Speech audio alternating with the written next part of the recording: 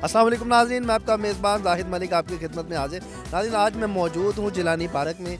यहाँ पे आए लोगों से करेंगे बातचीत। रश तो काफ़ी है, जैसे कि यहाँ पे बारात आई है, लेकिन क्राउड ऐसा ही है कि जैसे वाकई बारात आई है। वलीमा भी कटा, बारात भी कटी। तो लोगों से करेंगे सवाल हमारा होगा ये कि वो कौन सा फल है जो कच्चा होता है लेकिन मीठा होता है, लेकिन जब वो पक जाता है तो कड़वा हो जाता है। कड़वे लोगों से भी पूछेंगे और मीठे लोगों से भी पूछेंगे। और आइए यहाँ से लोगों से ज़रा चिट चैट करते हैं। आज जी अस्सलाम वालेकुम, क्या नाम है बेटा? अरफा। आपसे एक सवाल है, आप मुझे बताएं वो कौन सा फल है जो कच्चा होता है तो वो मीठा होता है, जब पक जाता है तो कड़वा हो जाता है? जापानी फल। अस्सलाम वालेकुम, वालेकुम। क्या नाम है? अजान। कौन सी क्लास में? 4। आप तो उनकी मदर है? नहीं आंटी। आजकल आंटियाँ ही संभालती हैं बच्चों को। ऐसा ही है। अच्छा, वो कौन सा फल है जो कच्चा होता है तो मीठा होता है, जब पक जाए तो कड़वा हो जाए? फल वो जापानी फल। कोई सी ऐसी जगह जहाँ पे जाते 10 लोग आते 9 लोग हैं। कब्रिस्तान। उसके बाद 1 मिनट कोई यार मैं नाम भूल गया हूँ पहली। कोई सारे- ऐसा जानवर जिसकी पूंछ पे पैसा जिसकी पूंछ में पैसा पैसा? कौन सा ऐसा जानवर जिसकी पूंछ में पैसा पैसा हो? ऐसा तो कोई जानवर है। कौन सा बताओ? शुतुरमुर्ग। उसकी पूंछ में पैसे हाँ, कैसे? जब अपने पर निकालता है तो ऐसे तो लगता है ना कि जैसे कि पैसे है। ठीक है, मान लिया आपकी बात को। Thank you. वो कौन सी ऐसी चीज है पानी देते हैं तो मर जाती है? पानी देते हैं तो मर जाती है। वो कौन सी चीज़ है जो पानी देते हैं मर जाती है? वो क्या, आप बताओ। आग। वाह, गुड यार। एक सवाल है, वो कौन सा फल है जो कच्चा हो तो मीठा होता है, पक जाए तो कड़वा हो ऐसा कौन सा फल है? I don't know about that.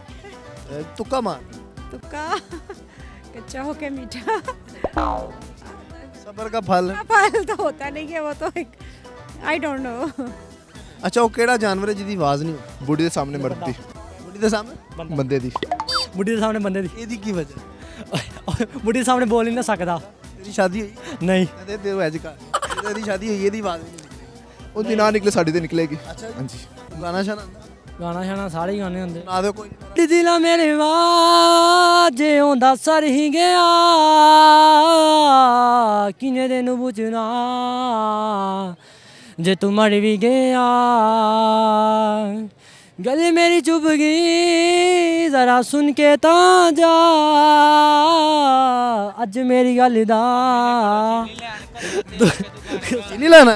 हाँ जी ਤੂੰ ਤਾਂ ਜਾ, ਤੂੰ ਤਾਂ ਚੀਨੀ ਲੈ ਗਿਆ। ਤੂੰ ਸੁਣਾ ਯਾਰ, ਮੈਨੂੰ ਕੋਈ ਗਾਣਾ ਨਹੀਂ ਆਉਂਦਾ ਸਰ ਹੁਣ ਤੁਹਾਨੂੰ ਕੀ ਦੱਸੀਏ ਗਾਣਾ ਤੂੰ ਵੀ ਸੁਣਾ ਦੇ, ਤੇਰੀ ਜਾਨ ਚੱਲੇਗੀ। ਮੈਂ ਗਾਣਾ ਤੇ ਨਹੀਂ ਸੁਣਾ ਸਕਦਾ ਸਰ ਜੀ ਤੁਸੀਂ ਮੇਰੇ ਕੋਲ ਹੋਰ ਕੋਈ ਸਵਾਲ ਪੁੱਛ ਲਓ ਕੋਈ ਪੋਲਟਰੀ ਸੁਣਾ।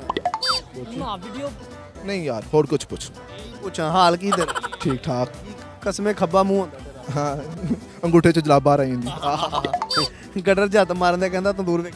ਹਾਂਜੀ ਤੇਰੇ ਗੱਟਰ 'ਚ ਪਾਣੀ ਨਹੀਂ ਤੂੰ ਕਹਿੰਦਾ ਮੇਰੇ ਤੰਦੂਰ 'ਚ ਪਾਣੀ ਪਾ ਗਿਆ ਝਾੜੂ ਦੇ ਕੇ ਤੀਲੇ ਨਾਲ ਪੂਰਾ ਵਿਹੜਾ ਤੋਂ। ਹਾਂਜੀ हाथ साथ पहले फिर हाँ जी नहीं आनी? बस ठीक चलो ओके करो, आओ जी किसी और ने गल। आपका क्या नाम है? यासिर शाह यासिर शामी।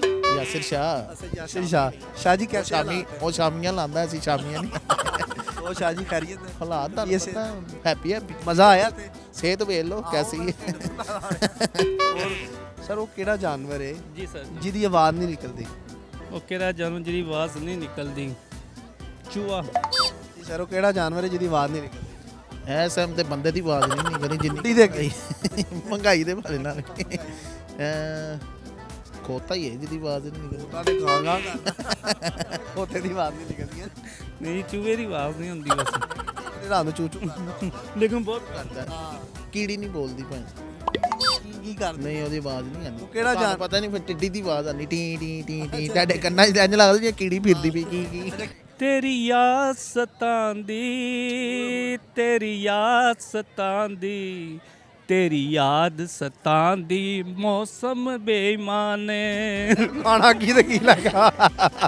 ਇਹਨਾਂ ਨੂੰ ਪਤਾ ਸਤਾਂਦੀ ਹੈ ਕਿਉਂਕਿ ਮਹਿੰਗਾਈ ਬੜੀ ਹੋ ਗਈ ਭਾਬੀ ਕਹਿੰਦੀ ਉਹ ਤੂੰ ਕਿਉਂ ਲੈ ਆ ਨਾਲੇ ਚੀਨੀ ਲੈ ਆ। 12 ਦੀ ਰੋਟੀ ਤੇ 15 ਦਾ ਨਾਨ 18 ਦਾ ਨਾਨ ਤੇ ਹੁਣ ਤਿਲਾਂ ਵਾਲਾ ਕੁਲਚਾ ਲਵੋ ਤਾਂ 20 ਰੁਪਏ ਦਾ ਕਹਿੰਦੇ ਭਾਈ ਤਿਲਾਂ ਦੇ 20 ਰੁਪਏ ਵੱਖਰੇ ਜੇ 10 ਮਦਰੀ ਕਹਿ ਦੋ ਤਾਂ ਕਹਿੰਗੇ ਰੁਪਈਆ ਵੱਧ ਲੈ। ਹਾਂਜੀ ਮਦਰੀ ਵੱਧ ਫਿਰ ਰੁਪਈਆ ਅੱਛਾ, ਇਹਨਾਂ ਦੀ ਜੈਨੂਨ ਮੱਤ ਵੱਜੀ, ਇਹਨਾਂ ਟੋਪੀ ਪਾ ਲਈ। तो सर बड़ी शुक्रिया आपका। Thank you Shah ji. Thank you Allah